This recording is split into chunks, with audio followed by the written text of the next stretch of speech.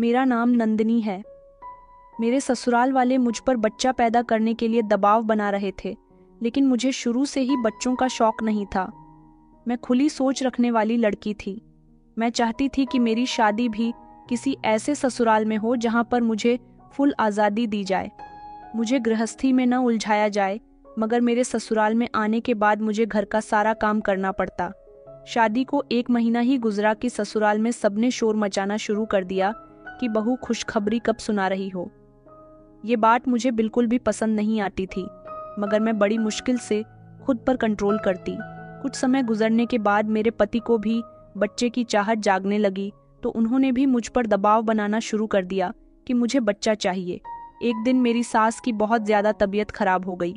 मेरी सास को अस्पताल में भर्ती कर दिया गया। उनके पास अस्पताल में रुकने के लिए किसी की ज़रूरत थी, तो मेरे पति उनके साथ अस्पताल में मौजूद थे।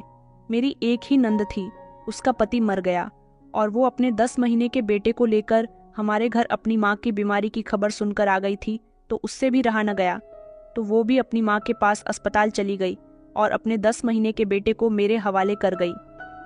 मेरी नंद ने कहा था कि भाभी इसका बहुत ख्याल रखना, मगर मैं उसका ख्याल न रख सकी। मुझे बहुत तेज़ नींद आ रही थी, लेकिन वो मेरी नींद में खलल मचा रहा था और सारी रात उसने मुझे बहुत परेशान किया। वैसे भी मैं उससे मोहब्बत नहीं करती थी। मैं हमेशा ही उस मासूम से बच्चे को नफ़रत की नज़र से देखा करती थी और वो दिन मेरा उससे बदला लेने का बहुत अच्छा था। मैं वैसे भी उससे बहुत तंग आ गई थी, वो बस रोए चले जा रहा था। मुझे गुस्सा आया तो मैंने उसके मुंह पर थप्पड़ों की बारिश कर दी। उसका चेहरा पूरी तरह से लाल हो गया, मगर वो खामोशी नहीं हो रहा था। लेकिन रोते रोते वो थोड़ी देर के बाद खुद ही खामोश हो गया और इस खामोशी से मुझे सुकून भरी नींद आ गई। सुबह जब मेरी आंख खुली तो मैंने देखा कि मेरी नंद का बेटा तो खुशी के पल थे और मैं दुल्हन बनकर इस घर में आई थी। मैं जानती थी कि मेरा पति काफ़ी पढ़ा लिखा है और एक अच्छी कंपनी में नौकरी करता है। मेरी ससुराल में लगभग सारे ही लोग पढ़े लिखे थे। मैंने सुना था कि पढ़े लिखे लोगों के यहाँ घर की बहू को भी खूब आज़ादी दी जाती है और मुझे उम्मीद थी कि इस घर में आने के बाद मैं अपनी मर्जी के मुताबिक अपनी ज़िंदगी गुजार सकूंगी। मेरे ससुराल में मेरे सास ससुर के अलावा 2 छोटे देवर, बड़े देवर की उम्र 18 साल और छोटे देवर की उम्र 15 साल थी। एक बड़ी ननद थी जिसकी शादी हो चुकी थी। उसके पास पहले ही 2 बच्चे थे और अब उसका तीसरा बच्चा भी होने वाला था। और तो और उसका घर भी हमारे घर के पास में ही था। वो जल्दी जल्दी अपने मायके आती जाती रहती थी। मेरे पति मुझसे बहुत प्यार करते थे और हर दिन मुझे कहीं ना कहीं बाहर घुमाने लेकर जाया करते थे। शादी के कई दिनों बाद तक मेरी सास ने मुझसे घर का कोई काम नहीं करवाया था। हम मिडिल क्लास फैमिली से बिलोंग करने वाले लोग थे और मेरी शादी भी मिडिल क्लास फैमिली में ही हुई थी। मगर मेरा पति अच्छा खासा कमाता था। उनका घर भी बहुत अच्छा था, लेकिन इतने बड़े घर में एक भी नौकरानी नहीं थी। ये देखकर मैं बहुत हैरान हुई थी, मगर मुझे क्या। शादी के लगभग पूरे 1 महीने तक मेरी सास ने मुझसे घर का कोई काम नहीं करवाया, तो मुझे लगा कि मेरी सास को घर के काम करना ज़्यादा ही पसंद होगा। इसीलिए मैंने कभी घर के काम करने की टेंशन ही नहीं ली और ना ही खुद मैं कभी कोई काम किया करती थी। मुझे खाने के लिए भी मेरी सास बड़े प्यार से टेबल तक बुलाया करती थी और सुबह का नाश्ता भी मुझे मेरे कमरे में ही दिया जाता था। मैं आराम से 11 बजे तक सोकर उठती थी और उसके बाद खुद को मोबाइल में बिजी रखती थी। मेरे पति भी सुबह होते ही अपनी माँ से नाश्ता लेने के बाद ऑफिस चले जाते थे। यहाँ तक कि उनको लंच भी मेरी सास ही पैक करके दिया करती थी। मैं बहुत खुश थी कि मेरी शादी बहुत अच्छी ससुराल में हो गई थी। मुझे जॉब करने का बड़ा ही शौक था, क्योंकि मैं पढ़ी लिखी थी और मेरी जितनी भी सहेलियां थीं उनकी शादी ज़्यादातर अमीर परिवार में ही हुई थी। इसीलिए उन सबकी शादीशुदा ज़िंदगी बहुत अच्छी और मौज मस्ती के साथ गुजर रही थी। न तो वो लोग अपनी ससुराल में कोई काम करती थी और ना ही उनके ऊपर किसी तरह की कोई जिम्मेदारी डाली गई थी। यहाँ तक कि मेरी एक बहुत पक्की सहेली जिसका नाम रानी था, उसकी शादी को तो 60 साल गुजर गए थे और अभी तक वो हाउस वुमन नहीं बनी थी। वो वर्किंग वुमन थी और अपने पति के साथ कंधे से कंधा मिलाकर काम किया करती थी। दोनों पति पत्नी मिलकर घर को बहुत अच्छी तरह से चला रहे थे। यहाँ तक कि उन्होंने तो अपने करियर के चक्कर में बेबी के बारे में भी कभी नहीं सोचा था। मुझे लगा कि शादी के बाद मैं भी कुछ ऐसा ही करूंगी, क्योंकि मैं भी एजुकेटेड थी। शादी से पहले मैं नौकरी करना चाहती थी, लेकिन पढ़ाई के फौरन बाद ही मेरे घर वालों ने मेरा रिश्ता तय कर दिया और मुझे नौकरी करने का मौका ही नहीं मिला। लेकिन जब मुझे ये पता चला कि मेरी शादी एक अच्छे परिवार में होने जा रही है, तो मुझे सब लोगों ने यही बताया कि वहां जाने के बाद तुम्हारी तकदीर बदल जाएगी। मैंने भी कुछ ऐसा ही सोचा था कि मैं हाउस वीमेन नहीं बनूंगी। जहां मेरे पति नौकरी करते हैं, मैं भी उनसे कहूंगी कि वो मुझे भी नौकरी करने की परमिशन दे दे। बल्कि मुझे तो पूरी उम्मीद थी कि मुझे एक बार यही कहने पर नौकरी करने दी जाएगी। मगर यहाँ आने के बाद 1 महीने तक तो सब कुछ बिल्कुल ठीक चलता रहा। मैंने अपनी शादी के नए नए दिनों को बहुत अच्छे से एंजॉय किया। जिस हिसाब से मुझे ऐसा लगता था कि मुझे पति तो अच्छा मिला ही है, बल्कि ससुराल भी बहुत अच्छी मिली है, क्योंकि मेरा एक देवर तो पढ़ाई करने के साथ साथ बच्चों को दोपहर में ट्यूशन भी देने जाता था, जबकि सबसे छोटा वाला देवर सिर्फ पढ़ाई ही किया करता था और वो दोनों ज्यादातर अपने काम से काम रखते थे। मेरे ऊपर किसी तरह की कोई रोक टोक नहीं थी। मैं जब चाहे घर से बाहर जा सकती थी, जो चाहे वैसा कर सकती थी। मैं अपने आप को बहुत खुश नसीब समझ रही थी। लेकिन जब शादी को 1 महीने से ज्यादा हो गया, तो एक दिन मैं अपने मायके आई हुई थी और अब की बार वो पूरे 1 हफ्ते के लिए हमारे यहाँ रहने आई थी। इसे 1 हफ्ते में उसने नोटिस किया कि मैं घर का कोई काम नहीं कर रही हूँ, तो उसने इस बात की शिकायत फौरन ही मेरी सास से कर दी। उस समय मेरी सास और मेरी ननद मिलकर रात का खाना बना रही थी, जब मैं किचन के दरवाजे पर खड़ी उन दोनों की बातें सुन रही थी। मेरी नंद रागिनी ने अपनी माँ से कहा कि मम्मी, भाभी की शादी को अब तो काफी टाइम हो गया है। आपको भाभी से कहना चाहिए कि वो अब घर के काम में हाथ बटाए। आखिर ऐसा कब तक चलेगा? अब वो हमारे घर की मेंबर बन चुकी है। मुझे अच्छा नहीं लगता कि घर के सारे कामकाज आप अकेले ही करती हो। इतने में मेरी सास बोल पड़ी और कहने लगी कि बेटा, अभी वो नई नई है, काम कर लेगी। वैसे भी ये घर उसका ही है और इस घर को उसे ही तो चलाना है जीस पर। मेरी नंद रागिनी ने मुंह बिगाड़ते हुए कहा कि नहीं मम्मी, मुझे नहीं लगता कि भाभी कोई काम करेगी। अरे, मेरी शादी के बाद मैं अपने ससुराल को भी संभालना हूँ और यहाँ आकर आपके भी मुश्किल काम कर जाती हूँ। मुझे पता है कि आपसे इस उम्र में ज्यादा काम नहीं होता, लेकिन फिर भी आप सारे काम कर लेती हो। भाभी को हम किस लिए लेकर आए हैं? ताकि वो आपके साथ मिलकर रहे, मिलकर घर के काम करे। आखिर मैं भी कब तक अपने ससुराल से आकर यहाँ के काम करती रहूंगी? और अब तो वैसे भी मुझसे कोई काम नहीं होता, क्योंकि आप तो जानती हो कि मेरा 3रा महीना चल रहा है। मुझे ये सब अच्छा नहीं लग रहा। आपको भाभी से कह देना चाहिए कि अब ये घर उनका भी है और वो यहाँ रहती हैं। इसीलिए अब उन्हें आराम करना बंद कर देना चाहिए और घर के थोड़े बहुत काम में आपका हाथ बटाना चाहिए। मेरी सास ने अपनी बेटी को जवाब दिया, हाँ बेटा, मैं उसे कह दूंगी, तुम फिक्र मत करो। बस उस दिन से ही मेरे दिल में अपनी नफरत के खिलाफ नफरत पैदा हो गई थी और मैं सोच रही थी कि क्या जब मैं इस घर में नहीं थी तब इस घर का काम अकेली मेरी सास नहीं करती थी। मुझे अपनी नंद की ये हरकत बिल्कुल भी पसंद नहीं आई थी। उसके 2 बच्चे थे और उन दोनों बच्चों को मुंह उठाकर वो यहाँ ले आई थी। यहाँ तक कि उसका पति भी जल्दी जल्दी यहाँ आता जाता रहता था और उन सब के लिए ढेर ढेर सारा खाना बनता था। अब जब भी मेरी ननद हमारे यहाँ आती थी, मुझे उस पर बहुत गुस्सा आता था। उसके बच्चे भी रोज यहाँ आया करते थे। उसके बच्चों को मेरे सास, ससुर और पति बहुत प्यार किया करते थे। उसके बच्चे नई नई तरह की फरमाइश यहाँ आकर किया करते थे, जिसको ज्यादातर मेरे ससुर और मेरे पति ही पूरी किया करते थे। मुझे इस बात पर बहुत गुस्सा आता था कि इस घर में सबसे ज्यादा कमाई मेरे पति की थी और उनकी कमाई को इस घर में ये लोग दोनों हाथों से लुटाया करते थे। मेरा बड़ा देवर तो अपनी ट्यूशन से आने वाली फीस अपने पास ही रखता था और छोटा देवर बार बार छोटे से छोटे काम के लिए भी मेरे पति से ही पैसे मांगा करता था और ससुर जी भी कोई काम नहीं करते थे। बस सारा दिन घर के गेट पर कुर्सी बिछाकर बैठे रहते और चाय पीते रहते थे। ये सब मुझे बहुत बुरा लगता था और अब तो मेरी सास ने मेरा आराम भी खत्म करवा दिया था। वो मुझे कोई ना कोई छोटा मोटा काम बताती रहती थी। अब मुझे 1 मिनट की भी फुर्सत नहीं मिलती थी। पहले उन्होंने धीरे धीरे मुझे काम बताना शुरू कर दिया और फिर उसके बाद घर की सारी ही जिम्मेदारी मुझ पर डाल दी थी। और ये सब मेरे साथ क्यों और किसके कहने पर हो रहा था, मैं बहुत अच्छे से जानती थी। मेरी नंद के बच्चों को जो भी चीज़ चाहिए होती वो यहाँ आकर मेरे पति से कहते थे, और इन बातों से मेरा दिल जल कर रह जाता था। मेरे पति उस पर बहुत प्यार लुटाया करते थे और फौरन ही भागकर उसकी ख्वाहिश पूरी कर दिया करते थे। एक दिन मैंने अपने पति से कहा कि मुझे ये घर के कामकाज नहीं होते, मुझे नौकरी करनी है, मैं नौकरी करना चाहती हूँ। मगर मुझे हैरानी इस बात पर हुई कि मेरे पति ने फौरन ही इस बात के लिए इनकार कर दिया। उनका कहना था कि हमारे यहाँ की औरतों को नौकरी करने की परमिशन नहीं दी जाती, और फिर घर की बहू को तो बिल्कुल भी नहीं। जब ये बात मैंने सुनी तो मैं हैरान रह गई। मैंने कहा, मगर आप इतने पढ़े लिखे होकर किस तरह की बातें कर रहे हो?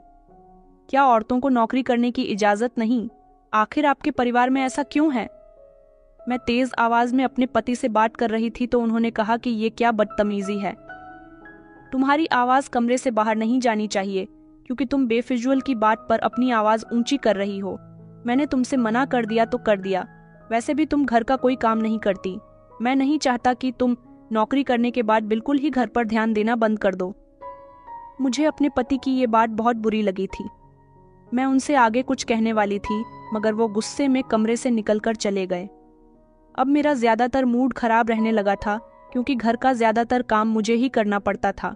मैं कभी कभी अपने मायके जाती तो मेरे मायके वाले मुझसे पूछते थे कि ससुराल में सब कुछ ठीक चल रहा है, तो मैं उनको अपनी ससुराल की छोटी से छोटी और बड़ी से बड़ी बात बता दिया करती थी, जिस पर मेरी माँ मुझे डांटा करती थी और कहती थी कि गलती तुम्हारी ही है, तुम्हें अपने घर को अच्छी तरह से संभालना चाहिए।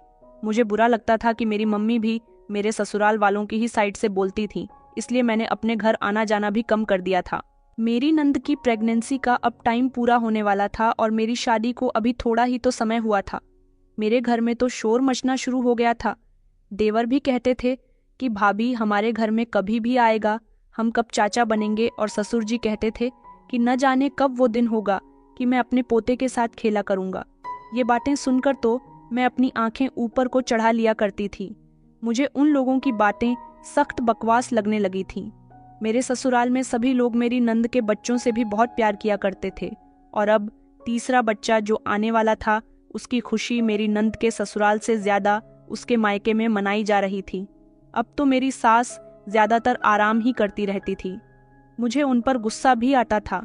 मन करता था कि मैं उन पर अपना सारा गुस्सा उतार दूं, लेकिन मैं अपने पति आदेश की वजह से बहुत परेशान थी। वो कभी मेरी कोई बात सुनते ही नहीं थे, और मुझे गुस्सा आता था कि पता नहीं क्यों मैंने शादी कर ली। शादी से पहले तो मैं सोचती थी कि मेरी शादी के बाद जिंदगी बहुत बेहतर होगी, मगर यहाँ तो सब कुछ उल्टा हुआ था ना। मुझे नौकरी करने दी गई थी और ना ही मुझे इस घर में एक पल को सुकून था। बस सारा दिन सबकी जबान पर मेरी नंद के बच्चों का नाम रहता था। वो पूरा दिन घर में इधर उधर घूमते फिरते और शोर मचाते रहते थे। मुझे उनका शोर मचाना बहुत बुरा लगता था, इसीलिए मैं उनको डांट दिया करती थी, और मेरी ये हरकत देखकर सब लोग खामोश हो जाते थे। किसी की हिम्मत नहीं होती थी मुझसे कुछ भी कहने की। मगर एक दिन जब मेरी नंद के छोटे बेटे ने मेरे कमरे में जाकर खूब सारा सामान फैला दिया, तो मैंने गुस्से में उस पर हाथ उठा दिया था, जिस पर वो सारा दिन ऐसे रोता रहा जैसे मैंने उसे बहुत जोर से मार दिया हो। यहाँ तक कि उसने रात को आदेश से भी मेरी शिकायत कर दी थी। मुझे उसकी ये हरकत बहुत बुरी लगी थी। मेरे पति ने मुझे बहुत डांटा था और कहा था कि आइंदा मेरे भांजे पर हाथ मत उठाना। मैंने उसी समय अपने पति से अपनी गलती की माफी मांग ली थी, क्योंकि मुझे पता था कि जब वो मुझसे नाराज हो जाते थे तो फिर भी मुझे ही उनको मनाना पड़ता था और साथ ही अपनी गलती भी माननी पड़ती थी। कुछ समय के बाद मेरी नंद ने तीसरे भी बेटे को जन्म दिया था, जिससे हमारे घर में तो जैसे खूब खुशियां मनाई जा रही थीं। और जब से मेरी नंद का तीसरा बेटा इस दुनिया में आया था, तब से तो इन लोगों ने मेरा दिमाग ही खा लिया था। हर कोई बार बार मुझसे यही कहता है कि बहू, तुम्हारी शादी को बहुत समय हो गया, तुम्हें कोई खुशखबरी नहीं है। हम चाहते हैं कि हमारे घर में भी कोई बच्चा आ जाए। अब क्या बच्चा लाना मेरे बस की बात थी? मेरे पति को भी बच्चों से बहुत प्यार था, मगर आजकल ये प्यार मुझे उनके भांजों के लिए कुछ ज्यादा ही नजर आने लगा था। मैं तो अभी बच्चा करना ही नहीं चाहती थी, क्योंकि मैंने पहले ही सोचा हुआ था कि मैं शादी के लगभग 3 साल के बाद बच्चे के बारे में सोचूंगी। लेकिन इन लोगों ने तो बच्चा बच्चा करके मेरा दिमाग ही खा लिया था। बड़ी मुश्किल से मैं ये झेल रही थी क्योंकि मेरे सारे सपनों और ख्वाहिशों पर इन्होंने पानी फेर दिया था। मेरे पति की मोहब्बत मेरी नंद के बच्चों के प्रति मुझे एक नज़र भी नहीं भा रही थी। मेरा दिल कटकर रह जाता था। मेरी नंद भी घर आती तो मैं उससे भी ठीक से बात नहीं करती थी। वो समझ गई थी कि मेरा बिहेवियर उसके प्रति बदल चुका है, इसीलिए वो हमेशा मेरी सास से मेरी शिकायत करती रहती थी। मेरी नंद का सबसे छोटा बेटा बहुत सुंदर था और बहुत ही क्यूट भी था। मेरे पति का मन तो उसके बिना लगता ही नहीं था। वो अब उसके तीनों बच्चों से और भी ज्यादा प्यार करने लगे थे। मेरे पति की छुट्टी होती तो वो सारा दिन मेरी नंद के सबसे छोटे बेटे आशु के साथ ही बिताया करते थे। सारा दिन उसे गोद में लेकर घूमते रहते, यहाँ तक कि उसे कमरे में लेकर भी आ जाते थे। मुझे वो बच्चा एक आंख नहीं भा रहा था और मैं मन में सोचती कि क्या पहले से ही 2 बच्चे कम थे जो अब एक और यहाँ पर आ गया मुझे तंग करने के लिए। क्योंकि अगर बच्चा रोने लग जाता तो मेरे पति मुझसे कहते कि इसे खड़े होकर चुप करवाओ, मगर मैं तो उसे गोद में लेना भी पसंद नहीं करती थी। इसलिए अब उन्होंने मुझसे कहना ही बंद कर दिया था और अब वो ज़्यादातर बच्चे के रोने पर उसको अपनी माँ के पास ले जाते थे और फिर कई कई घंटे अपनी माँ के कमरे में माता पिता और आंसू के साथ खेलते रहते थे। मुझे ऐसा लगता था जैसे इस बच्चे की मौजूदगी ने मेरे पति के दिल में मेरी अहमियत ही कम कर दी है। इतनी नफरत तो मुझे उसके बड़े बच्चों से नहीं हुई थी जितनी छोटे वाले बेटे से होने लगी थी। मेरे पति चाहते थे कि मैं भी बच्चों के बारे में प्लान करूं, लेकिन मैंने अभी तक उनसे मना किया हुआ था और धीरे धीरे मेरी शादी को 1 साल गुजर गया था और मेरी नंद का बेटा 6 महीने का हो गया था। अब मेरी सास ने रट लगा ली थी कि मैं बहू को डॉक्टर के यहाँ लेकर जाऊंगी, बहू का चेकअप करवाऊंगी कि आखिर अभी तक मेरी बहू माँ क्यों नहीं बन पा रही। उनके बेटे ने अभी तक अपनी माँ को शर्मिंदे की वजह से ये बात नहीं बताई थी कि बच्चा करने की मर्जी उनकी बहू की ही नहीं है। उन्हें लगता था कि मेरे अंदर कोई कमी है, लेकिन मैं तो पूरी तरह से फिट थी। मैं नहीं चाहती थी कि मैं बच्चा करूं, क्योंकि पहले ही इस घर में मेरे ऊपर बहुत सारा लोड था। मैं अपने आप को बच्चा पैदा करने के बाद और ज्यादा जिम्मेदारियों में घिरता हुआ नहीं देख सकती थी। मेरी नंद का बेटा अब थोड़ा थोड़ा बोलने लगा था और मेरे पति को उसकी तोतली बोली बहुत अच्छी लगती थी। घर में हर कोई उसका दीवाना था। सब लोग उससे बहुत प्यार करते थे। अगर कोई उससे प्यार नहीं करता था तो वो मैं थी। मेरी सास ने कह दिया था कि अगले हफ्ते तो मैं बहू को डॉक्टर के यहाँ लेकर ही जाऊंगी, लेकिन मैं डॉक्टर के चेकअप से बच गई थी क्योंकि इस बीच मेरे ससुर की मौत हो गई। अचानक एक दिन उनकी तबीयत बिगड़ी। उन्हें डॉक्टर के ले जाया गया तो पता चला कि उनको हार्ट अटैक हुआ है। बस उसके बाद कुछ समय तक तो मेरी सास अपने पति की मौत के गम में डूब चुकी थी, लेकिन पिता के मरने के बाद मेरी नंतू जैसे अपनी माँ को संभालने के लिए परमानेंट थी, यहाँ पर शिफ्ट हो गई थी। वो अपने घर पर सिर्फ छोटे छोटे काम करने के लिए चली जाती थी, वरना ज्यादातर यहीं पर रहने लगी थी। उसका घर वैसे भी पीछे वाली गली में ही था और उसके ससुराल में कोई था नहीं, सिर्फ उसके पति के अलावा। इसीलिए उसका जब मन करता वो अपने मायके आ जाती थी। पर मुझे ये सब कुछ बिल्कुल भी पसंद नहीं था। मेरे पति तो मेरे सामने बार बार आशु की तारीफ करते रहते थे, कहते थे कि कितना प्यारा है, ये हमारा बच्चा होगा तो वो भी इतना ही प्यारा होगा। देखो ना, ये हंस रहा है, ये बोल रहा है, ये बातें कर रहा है। ओफो, उनकी ये सारी बातें सुनकर मुझे उलझन महसूस होती थी, इसलिए मैं उन्हें कोई ना कोई काम बता दिया करती थी, जिसकी वजह से वो मेरी नन के बेटे के साथ साथ कमरे से बाहर निकल जाते थे। मैं हर दूसरे तीसरे दिन यही सोचती रहती थी कि पता नहीं मेरी नन अपने घर कब जाएगी। फिर मुझे ये भी ख्याल आता कि उसको अपनी ससुराल जाने का कोई फायदा नहीं है। वैसे भी उसके बच्चे तो रहते ही यहीं हैं, मेरे ससुराल वालों का उसके बच्चे। क्योंकि बिना मन ही कब लगता था किसी दिन अगर उसके बच्चे नहीं आते तो मेरा कोई देवर या मेरा पति जाकर उसको उनके घर से ले आता था। इस घर में मेरी खुशी किसी के लिए अहम नहीं थी, बस हर किसी को मेरी नंद और उसके बच्चे ही अच्छे लगते थे। मेरे पति मेरा काम कम किया करते थे और अपने भांजू का काम ज्यादा करते थे। मैं हमेशा अपने ससुराल वालों से उखड़ी उखड़ी सी रहती थी। न मुझे अपनी सास के पास बैठना अच्छा लगता था और ना ही अपने नंद से बात करना अच्छा लगता था और ना ही अपने किसी देवर से बोलना अच्छा लगता था। मेरे इस मिजाज को मेरी सास और नंद बहुत अच्छे से पहचान गई थी, इसलिए दोनों माँ बेटी कमरे के अंदर बैठकर एक दूसरे से मेरी बुराइयों में लगी रहती थीं। मैं अपनी सास और नंद की चालाकी अच्छी तरह से समझ गई थी। वो दोनों माँ बेटी मुझसे घर के सारे काम करवाती थी और खुद आराम करती थी और चाहती थी कि मैं उनको पोता पोती की शक्ल भी दिखाऊं। मगर मैंने भी सोच लिया था कि मैं अपने आप को बच्चा पैदा करने के बाद और ज्यादा तंग नहीं करूंगी। इन लोगों को कभी पोता पोती की शक्ल ही नहीं दिखाऊंगी।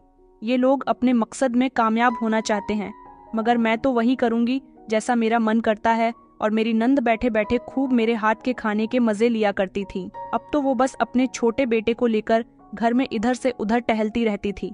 उसे अपनी माँ की तो बहुत फिक्र होती थी कि अपनी माँ के साथ काम में हाथ बंटाया करती थी, मगर भाभी के साथ उसने कभी एक काम ना करवाया था। बस मुझे जितना बेवकूफ बनना था मैं इन लोगों के हाथों बन चुकी थी।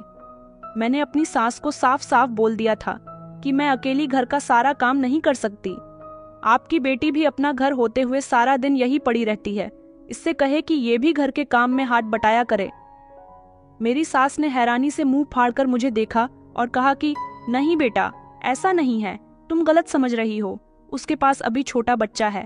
जब उसके पास इतना छोटा बच्चा नहीं था तब वो यहाँ आकर सारे काम किया करती थी। तुम्हें नहीं पता ना कि जब बच्चे छोटे होते हैं तो माँ को बहुत परेशान करते हैं।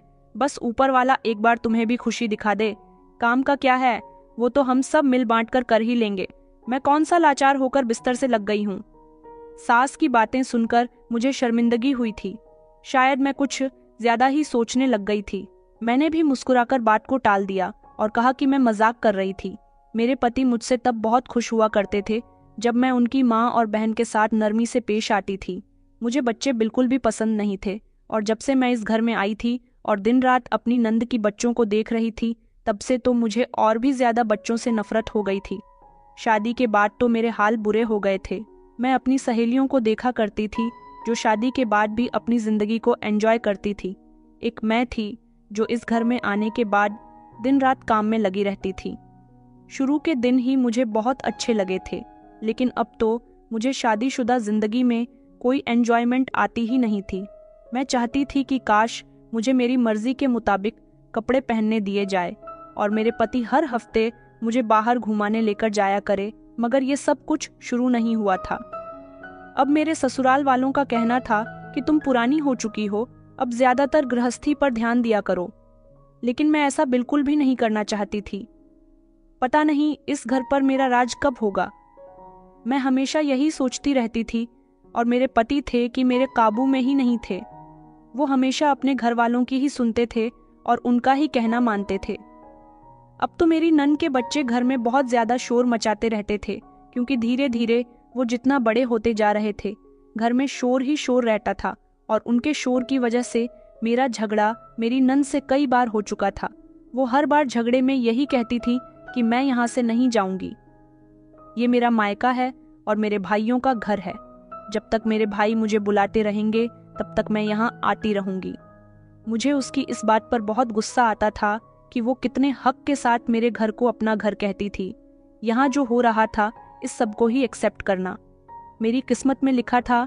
मैं पहले दिन से ही इरादा कर चुकी थी कि जिस जिंदगी के मैं ससुराल में आने के बाद सपने देखती थी ऐसी जिंदगी गुजारूं, मगर ऐसा पॉसिबल नहीं हो सका था। चाहती थी कि मेरा पति मुझे अहमियत और प्यार दे और घर के फैसले मेरी मनमर्जी के मुताबिक हों, न कि मैं हमेशा दूसरों की मर्जी के मुताबिक चलती रहूं। मैं यहाँ किसी से डर कर नहीं रहना चाहती थी। उतना ही मुझे मेरा पति दबाया करता था। लड़की को मायके वाले सपोर्ट करते हैं, लेकिन मैं अगर अपनी माँ और बहन को अपने ससुराल के बारे में कुछ बताती तो वो मुझे ही खामोश रहने के लिए कहा करती थी। मेरी शादी को 1 साल से ज्यादा हो गया और मेरी नंद का बेटा भी थोड़ा बड़ा हो चुका था।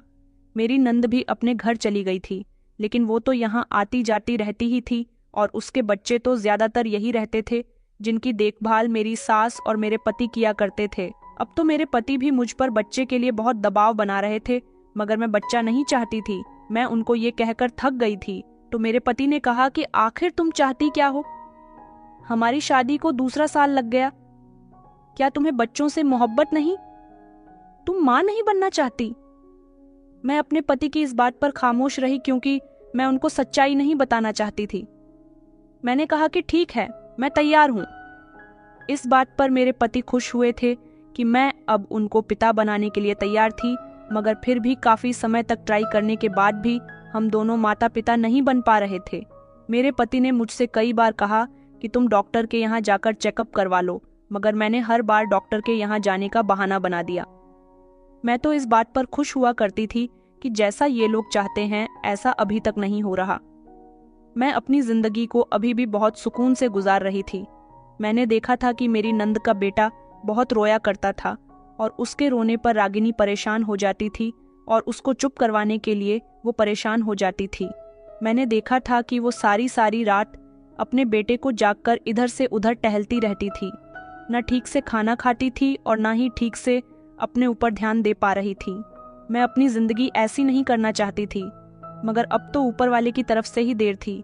ये सोचकर मेरे पति अब मुझसे कुछ ज्यादा नहीं कहते थे, लेकिन मेरी सास अभी भी मुझ पर दबाव बना रही थी कि वो मुझे कब दादी बना रही हो। अब तो बहुत समय हो गया। ईशिन दिन मेरे पति ने कहा कि नंदिनी, मैं चाहता हूँ कि हम कोई बच्चा अडॉप्ट कर लेते हैं। माँ हमेशा यही कहती रहती है कि हमारे घर में भी कोई छोटा बच्चा होगा तो घर में हमेशा खुशी का माहौल बना रहेगा, और क्या पता ऊपर वाला हमें उसके नसीब से ही औलाद दे दे। हम किसी छोटे से बच्चे को अडॉप्ट कर लेते हैं जिसकी परवरिश तुम बहुत अच्छे से करना। मैं उसी समय बोल पड़ी और मैंने कहा, ये आप क्या कह रहे हो? हमारे घर में 3 बच्चे हैं। रागिनी दीदी के बच्चे, आप लोग उनको बहुत प्यार करते तो हो, फिर बच्चा अडॉप्ट करने की क्या जरूरत है? मेरे पति ने कहा कि वो दिनों हमारे घर में तो नहीं रहते, न जीजा जी का जब दिल चाहता है रागिनी और अपने बच्चों को लेकर चले जाते हैं। मुझे ये सब पसंद नहीं। मैं चाहता हूँ कि हमारा भी बेटा या बेटी हो जिसको हम प्यार करें, वो हमें मम्मी पापा कहें। मेरे पति ने ये बात मेरे कंधे पर हाथ रखते हुए कही थी, लेकिन मैं उनके शब्दों से बहुत घबरा गई। मैं ऐसा नहीं चाहती थी। मैं किसी दूसरे का बच्चा अपनी जिंदगी में शामिल नहीं करना चाहती थी। ऊपर वाला हमें भी माता पिता बनाएगा और इस दुनिया में हमारा अपना खून ही आएगा। मैंने ऐसे शब्द जब अपने पति के सामने पेश किए तो उनका दिल नरम पड़ गया था और उन्होंने कहा कि तुम फिक्र मत करो, ऊपर वाला हमारी प्रार्थना जरूर सुनेगा। फिलहाल तो मैंने उन्हें तसल्ली दे दी थी, लेकिन मेरे पति मेरी नंद के बेटे के ऊपर बात टाल टाल कर बार बार बच्चों की ही बातें किया करते थे। एक रात अचानक मेरी सास की तबीयत खराब हो गई तो उनको अस्पताल में भर्ती कर दिया गया। मेरा एक देवर तो मेरी नंद के पति के साथ उनके काम के सिलसिले में शहर से बाहर गया हुआ था और छोटा वाला देवर भी अपनी माँ के साथ था। दोनों भाई मिलकर मेरी सास को अस्पताल ले गए थे। उनकी तबीयत अचानक बिगड़ गई। उनके पेट में दर्द हो गया और बहुत तेज बुखार आ गया तो वो दोनों उन्हें अस्पताल ले गए। वहां से खबर आई कि मेरे पति आज रात अस्पताल में ही रुकने वाले हैं क्योंकि माँ की कंडीशन कुछ ठीक नहीं है। उन्होंने अपने छोटे भाई को मेरी देखभाल के लिए घर पर भेज दिया था। मैं बेफिक्र हो गई और घर का दरवाजा बंद करने के बाद कमरे में आने ही वाली थी। जब घर का दरवाजा दोबारा से बजने लगा, जैसे ही मैंने दरवाजा खोला तो मेरी नंद रोते हुए आई और मुझसे लिपट कर कहने लगी कि भाभी, माँ की तबीयत इतनी खराब हो गई और किसी ने मुझे बताया भी नहीं। भाभी प्लीज मेरे बेटे को आज रात के लिए आप संभाल लो, माँ की तबीयत ठीक नहीं है। मैं और भैया अस्पताल में रुक जाते हैं। ये बड़े दोनों बेटे तो अरुण के पास हो जाएंगे। अरुण मेरे सबसे छोटे देवर का नाम था जो इस समय घर में मौजूद था। दोनों बड़े बच्चे मामा मामा कहते हुए उसके कमरे में चले गए थे। मेरी नंद रागिनी ने मुझे अपना बैग थमाया और दूसरे हाथ में मुझे अपना बेटा दे दिया और कहने लगी कि प्लीज भाभी, आज रात के लिए आप इसे संभाल लो। ये सो रहा है और इसी तरह से सारी रात सोता रहेगा। अगर इसे फीडर में दूध दे दिया जाए तो किसी टाइम इसकी आंख खुल जाए तो बस आप दूध बनाकर दे देना। ये सोता रहेगा और आपको भी परेशान नहीं करेगा। मैं सुबह आकर इसे अस्पताल में ले जाऊंगी क्योंकि मेरी भैया से बात हुई थी। भैया ने कहा कि अस्पताल में बिल्कुल भी जगह नहीं है। भैया ने कहा है कि मैं इसे आपके पास छोड़ दूं, आप इसकी अच्छे से देखभाल कर लोगी क्योंकि उधर माँ को मेरी बहुत याद आ रही है। मैं अस्पताल जा रही हूँ, आप प्लीज मेरे बेटे का ख्याल रखना। ये कहकर वो मुझे अपना बेटा थमाकर चली गई थी, मगर मैं इसकी देखभाल कैसे कर सकती थी? मुझे तो ये बिल्कुल भी पसंद नहीं था, लेकिन इस समय वो सो रहा था और सोते हुए बहुत ही प्यारा लग रहा था। मैं अपनी नंद से कुछ न कह सकी और खामोशी से दरवाजा बंद करके उसे अपनी गोद में लेकर अपने कमरे तक आ गई।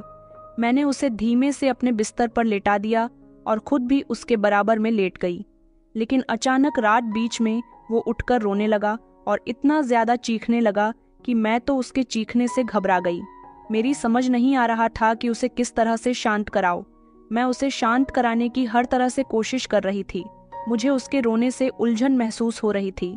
रात के समय शांति फैली हुई थी, इसलिए उसकी आवाज घर में बहुत तेज महसूस हो रही थी। मैंने अपनी नंद को देखा था, वो ज्यादातर उसको टहल टहल कर खामोश करवाया करती थी, इसलिए मैंने उसको गोद में लिया और टहल टहल कर खामोश करवाने की कोशिश करने लगी, मगर वो तो फिर भी खामोश नहीं हो रहा था। मुझे उसकी आवाज बहुत ही बुरी लग रही थी। मैंने अपने दांत बींचते हुए दरवाजे पर हाथ मारा कि शायद वो मेरा गुस्सा देखते हुए चुप हो जाए, मगर वो तो मासूम बच्चा था। मैं सोच रही थी कि बस ये जैसे तैसे खामोश हो जाए, मगर वो चुप होने का नाम ही नहीं ले रहा था। मुझे उस पर इतना गुस्सा आया कि मैंने बिस्तर पर पटक दिया तो वो और ज्यादा रोने लगा। मैंने उसको बड़बड़ाना शुरू कर दिया, क्योंकि एक वही तो था जब से इस दुनिया में आया था कि मेरे पति ने मेरा दिमाग खा लिया था कि उसे बच्चा चाहिए। इससे बहुत नफरत महसूस हो रही थी, इसलिए मैंने इस पर थप्पड़ों की बारिश करना शुरू कर दी कि तेरी ही वजह से इस घर में मेरी अहमियत नहीं है। मेरा पति सबसे ज्यादा तुझे अहमियत देता है, हमेशा तुझे अपनी गोद में लिए फिरता है और ये सब कुछ मुझे बिल्कुल भी पसंद नहीं। मैंने उस मासूम से बच्चे के गाल पर इतनी जोर जोर से थप्पड़ मारे कि वो तड़प तड़प कर रो रहा था। मैं चाहती थी कि बस वो किसी तरह से रोना बंद कर दे और खामोश हो जाए। मैंने तो उसका गला पकड़कर उसे भी दबाने की कोशिश की ताकि उसकी आवाज बंद हो जाए और मुझे सुकून मिल जाए, लेकिन उसकी आवाज किसी भी तरह बंद होने का नाम नहीं ले रही थी। उसका चेहरा थप्पड़ पड़ते पड़ते लाल हो चुका था। मुझे बहुत तेज की नींद आ रही थी, लेकिन उसकी वजह से मुझे सुकून नहीं मिल पा रहा था। फिर मैंने अपना दुपट्टा उठाया और उसके मुंह पर बांध दिया और कहा कि बस खामोश हो जा। मुझे तेरी आवाज बहुत बुरी लग रही है, क्योंकि मैं अपने कानों को हाथ लगा रही थी। दुपट्टा बांधने के कुछ देर बाद ही उसकी आवाज बंद हुई तो मुझे कुछ सुकून आया था और फिर उसके बाद मैं गहरी नींद में सो गई थी। शायद सुबह 10 बजे का समय था। एक जोरदार चीख से मेरी आंख खुली। मैंने देखा कि मेरा देवर मेरे कमरे में चिल्लाता हुआ आया और उसने देख लिया था कि आशु के चेहरे पर मैंने दुपट्टा बांध दिया है, और वो जोर से चीखा और कहने लगा कि भाभी, ये इसके ऊपर दुपट्टा क्यों बांधा है। उसने जल्दी से बच्चे के मुंह से दुपट्टा हटाया तो उसके चेहरे पर थप्पड़ों के निशान उसे दिखाई दे गए, जो उसके मासूम से चेहरे की रंगत को लाल कर गए थे। मेरे देवर अरुण ने मुझे गौर से देखा और कहने लगा कि भाभी, ये इसकी क्या हालत हो रही है। मैं घबरा गई और मेरी आवाज कांपने लगी। मैं एक ही झटके में खड़ी हो गई। मेरा देवर उसको जगाने की कोशिश कर रहा था, उसको उठा रहा था, उसको आवाजें लगा रहा था, लेकिन बच्चा कोई हरकत नहीं कर रहा था। मेरे देवर ने तो पूरे घर में शोर मचा दिया और ये सब देखकर मैं बहुत घबरा गई थी। फिर मुझे याद आया कि मैंने रात को इस बच्चे के साथ क्या क्या किया। मैंने तो अपना सर ही पकड़ लिया था कि गुस्से में आकर मैंने ये क्या कर दिया। मैं अपने देवर से कहने लगी कि प्लीज अरुण, खामोश हो जाओ, प्लीज शोर मत मचाओ, ये सब मुझसे गलती से हो गया। वो कहने लगा, भाभी, ये सब गलती नहीं, बल्कि ये कोई हरकत नहीं कर रहा। उसने जल्दी से अपनी जेब से मोबाइल निकाला और मेरे पति को फौरन ही घर बुलाया। मेरी नंद के दोनों बच्चे भी घबरा रहे थे और मेरा पूरा शरीर कांप रहा था। ये मैंने क्या कर दिया। मैं अपनी किस्मत को कोस रही थी। मुझे खुद पर गुस्सा आ रहा था कि मुझे गुस्से में इतना बड़ा कदम नहीं उठाना चाहिए था, और मैं बार बार प्रार्थना कर रही थी कि बच्चा सही सलामत हो। मेरा देवर फौरन ही उस बच्चे को अस्पताल लेकर गया। मैं घर में अकेली थी और बच्चे के लिए बार बार प्रार्थना कर रही थी, लेकिन कुछ समय के बाद घर के सारे ही लोग घर के अंदर रोते हुए दाखिल हुए। मेरी नंद तो चीखते चिल्लाते दाखिल हुई थी और उसने घर के अंदर आते ही मुझे बालों से पकड़ लिया। कहने लगी कि तुमने मेरे बेटे को मार दिया। ये बात सुनकर तो मेरे पैरों तले से जमीन निकल गई। क्या आशु की मौत हो गई है? उसने कहा कि हाँ, तुमने मेरे मासूम से बच्चे की जान ले ली। मैं तुम्हें कभी माफ नहीं करूंगी। आखिर तुमने ऐसा क्यों किया? बताओ मुझे। मुझे नहीं पता था कि उस बच्चे की जान भी जा सकती है। सारे ही लोग मुझे खा जाने वाली नजरों से देख रहे थे और मुझे बहुत डर लग रहा था। मुझे लग रहा था जैसे मैं आज नहीं बचूंगी, क्योंकि मेरे देवर ने सब कुछ बता दिया था। मेरी नंद अपना सर पकड़ पकड़ कर रोने लगी कि मैंने कल रात क्यों इस औरत के हवाले अपना बच्चा कर दिया। मुझे नहीं पता था कि ये मेरे बच्चे को मार डालेगी। मेरे पति ने भी मुझे बहुत बातें सुनाई और कहा कि आखिर तुमने ये सब कुछ क्यों किया, क्या मकसद था तुम्हारा। मैंने उनको बताया कि मेरा कोई गलत मकसद नहीं था, बस वो मुझे सोने नहीं दे रहा था। मैंने कभी बच्चे नहीं संभाले, इसलिए गुस्से में आकर मुझसे ये छोटी सी गलती हो गई। उन्होंने चिल्लाकर कहा, ये कोई छोटी गलती नहीं बल्कि तुम एक कातिल बन चुकी हो। मेरा देवर कहने लगा कि रात को मुझे आंसू के रोने की आवाज तो आ रही थी, मगर दीदी के दोनों बच्चों ने मुझे कमरे से बाहर जाने नहीं दिया। उन्होंने कहा, मामा जी आप हमारे साथ ही रहो, मुन्ने को मामी देख लेंगी। मुझे लगा कि आंसू ऐसे ही रो रहा है, मगर मुझे नहीं पता था कि भाभी उसके साथ ये सब कुछ कर रही है। वो तो सुबह आकर मैंने देखा कि भाभी गहरी नींद में सो रही है और आशी के मुंह पर दुपट्टा बंधा हुआ है। ये देखकर मैं घबरा गया कि इतने छोटे बच्चे के मुंह पर कपड़ा कैसे बांधा जा सकता है। सब लोग मुझे इल्जाम दे रहे थे। फिर मैंने बताया कि मुझे गुस्सा इसलिए आया क्योंकि तुम लोग मुझसे ज्यादा उस बच्चे को अहमियत देते थे। मुझे बच्ची बिल्कुल भी पसंद नहीं। जब मेरे दिल की सारी बात उन्हें पता चल गई तो मेरे पति ने कहा कि तुमने बिल्कुल भी अच्छा नहीं किया। तुम्हें नहीं पता कि बच्चे तो ऊपर वाले का रूप होते हैं। तुम भी तो कभी बच्ची होगी, तुमने भी तो कभी अपने माता पिता को परेशान किया होगा, तुम भी तो रोती होगी। अरे तुम क्या जानो कि बच्चों से मोहब्बत करना किसे कहते हैं। तुम्हारे सीने में दिल नहीं बल्कि पत्थर है। मैं तुम जैसी औरत को कबूल नहीं कर सकता। जो दूसरों के बच्चों की जान ले सकती है वो अपने बच्चों की भी जान ले सकती है। तभी तो ऊपर वाले ने अभी तक तुम्हें मां बनने की खुशी नहीं दी। मेरे पति ने इतनी बड़ी बातें कह दी थीं कि मेरे दिल पर लग रही थी, और वही मेरा नंदो ये खबर सुनने के बाद अपने साथ घर पर पुलिस को लेकर आया था। पुलिस ने मुझे अरेस्ट कर लिया था। मैं बहुत रो रही थी और अपने पति से गुहार कर रही थी कि वो मुझे बचा ले, लेकिन मुझे किसी ने नहीं बचाया। सबका यही कहना था कि तुम्हें सजा मिलनी चाहिए। मेरे पति ने भी मुझे छोड़ दिया। उन्होंने कहा कि मुझे तुमसे ऐसी उम्मीद नहीं थी, मुझे नहीं पता था कि तुम्हारी नीयत ऐसी है। तुम्हारा मेरे घर में रहना बिल्कुल भी ठीक नहीं है। और फिर मुझे पुलिस अपने साथ ले गई और आज मैं अपने किए की सजा भुगत रही हूँ। गुस्से में इंसान बहुत गलत कदम उठा लेता है। मैंने जो किया था उसकी सजा अभी यहीं तक ही नहीं थी, बल्कि जेल में जब मेरे सारे टेस्ट करवाए गए तो उसमें ये बात भी पता चली थी कि मैं बांझ हूँ और कभी भी मां नहीं बन सकती। ये सुनकर मुझे बेहद अफसोस हुआ था और फिर मुझे पता चला कि मैं जितना बच्चों से दूर होना चाहती थी, ऊपर वाले ने मुझे उतना ही इस खुशी से दूर कर दिया था। कोई फायदा नहीं था कुछ भी करने का। अब सिर्फ मेरे भाग्य में मेरे हिस्से की सजा ही लिखी हुई थी, जिसे मैं जेल में रहकर काट रही हूँ। मैंने रागिनी का एक बेटा उसे छीन लिया और अपने घर वालों को दुखी कर दिया। वो छोटा सा बच्चा जो बहुत सुंदर था और सब लोगों का लाडला था, उसके साथ मैंने जो किया वो बहुत गलत था।